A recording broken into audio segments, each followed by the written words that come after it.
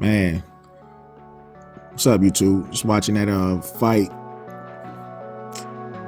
Yesterday I was watching that fight with Wilder and Big Bang Zhang. Zhang put his lights out. Wilder just looks like I can't really say exposed, but I just say this. He's just not that guy. Zhang really banged the shit out of his ass and dropped him.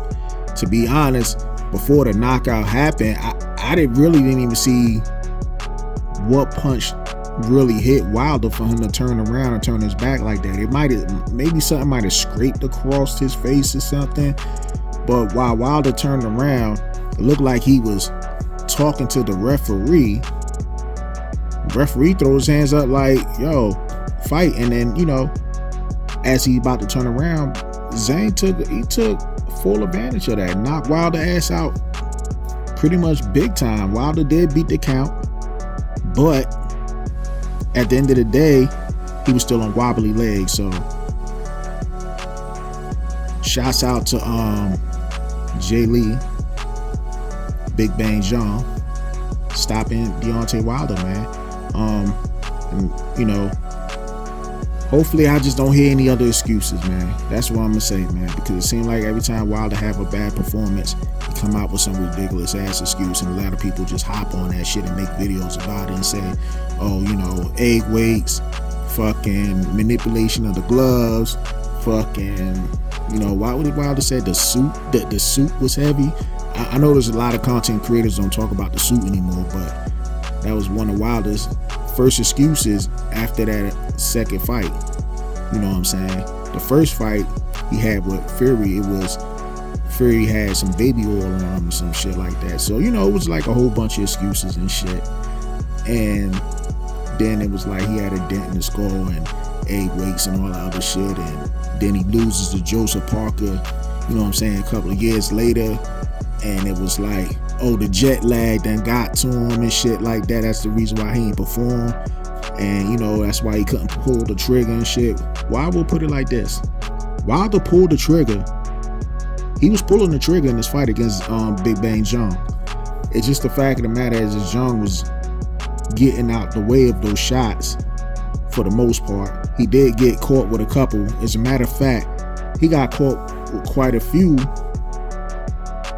in the same round that he stopped Wilder in. But it just seemed like it really had no effect on Zhang. You know what I'm saying? Even though Zhang said Wilder does punch hard as hell, it just seemed like Wilder just had no answers for Zhang. Now, I will say this. Deontay Wilder just hasn't looked the same ever since he fired Mark Breland. And this might be some karma. Because, fucking what he said about Mark Breland, the motherfucker poisoned his drink or some shit like that. A lot of people ran with that bullshit. He blamed Mark Breland fucking for his loss against Tyson Fury. Got what Malik Scott. Not saying Malik Scott is a bad coach, but he just not good for Wilder. I just put it that way. And truth be told, I'm not sure if anybody's really good to coach Wilder like that. I mean, at least Mark Breland was helping Wilder out, because when Mark Breland was coaching Wilder, you could tell there was a big difference, whereas Wilder was just setting up those right hands. Whereas though it just seemed like Wilder just don't even set up the right hand anymore. He just throws it. You know what I'm saying? So yeah, that's just what it is at the end of the day, man. People say karma gets you, and that's all you can say, man. But shout out to him anyway. Now, also, what I want to touch on is that a lot of people was talking that shit.